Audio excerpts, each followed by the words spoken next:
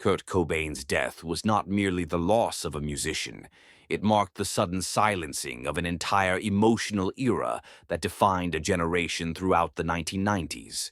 According to official records, the events of April 1994 are straightforward. Kurt Cobain was found dead in his Seattle home, and his death was ruled a suicide. Yet, decades later, this case does not feel closed.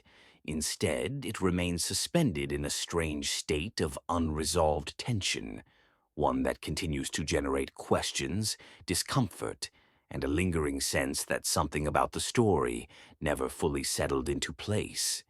This narrative does not exist to offer definitive answers, nor does it attempt to sell conspiracy. Rather, it stands in the space between certainty and doubt, examining the gaps, inconsistencies, and overlooked details that continue to surround Cobain's final days. To understand why Kurt Cobain's death still resonates so deeply, one must first understand the complexity of the man himself.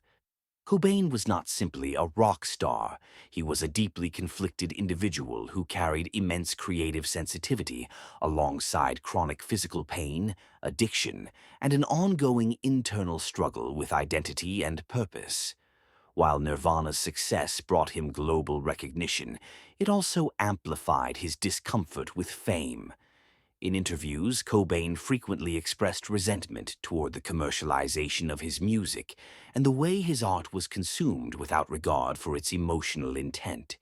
However, discomfort with fame and emotional vulnerability do not automatically equate to a desire for death.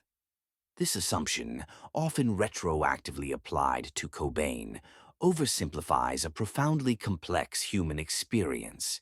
In March 1994, Cobain was hospitalized in Rome following what was officially described as an accidental overdose. While this incident is often treated as a footnote in the broader narrative, many close to Cobain later described it as a warning sign, a moment when the fragility of his condition became impossible to ignore. Some viewed it as a cry for help, others as evidence of his deteriorating physical and mental health.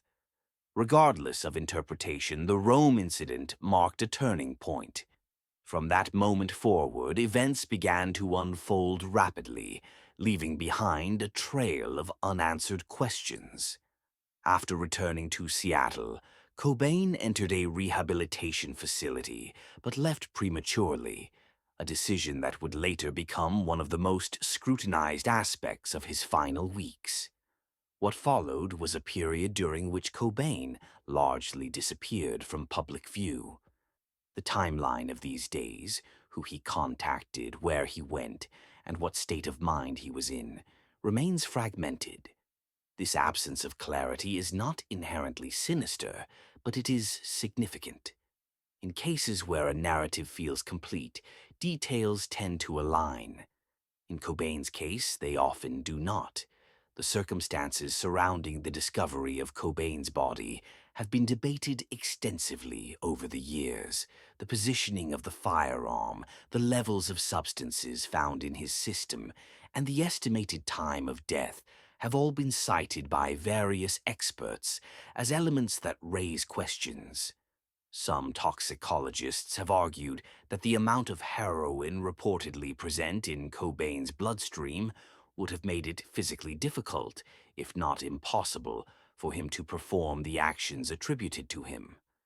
These claims are controversial and directly conflict with official reports, and they do not constitute proof of alternative conclusions.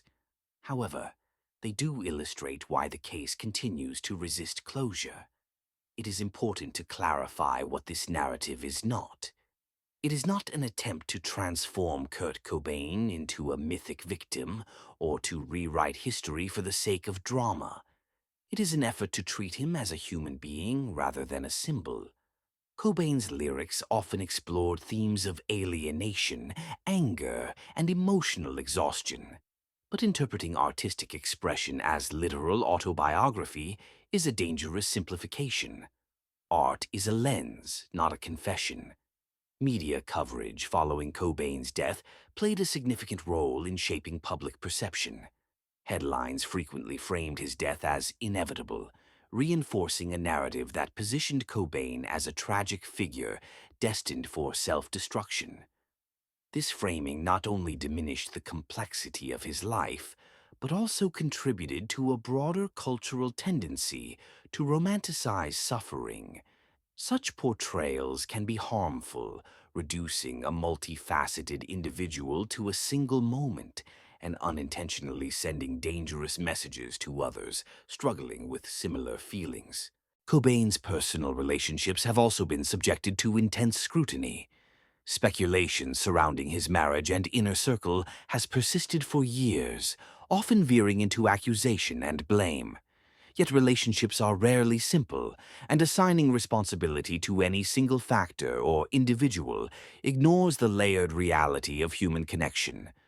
Truth, in most cases, does not exist in absolutes, but in intersections, where emotional strain, physical pain, external pressure, and personal history converge. Declaring with certainty that Kurt Cobain either did or did not take his own life ultimately misses the point. This narrative does not aim to replace one definitive claim with another. Instead, it invites reflection on why the official story continues to feel incomplete to so many people. Some stories endure not because they are unresolved, but because they were never fully examined in the first place. Cobain's legacy should not be defined by the manner of his death, but by the impact of his work and the authenticity of his voice.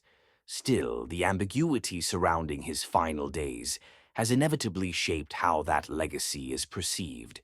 The mythology of the doomed grunge icon has become a cultural shorthand, one that Cobain himself openly rejected during his lifetime.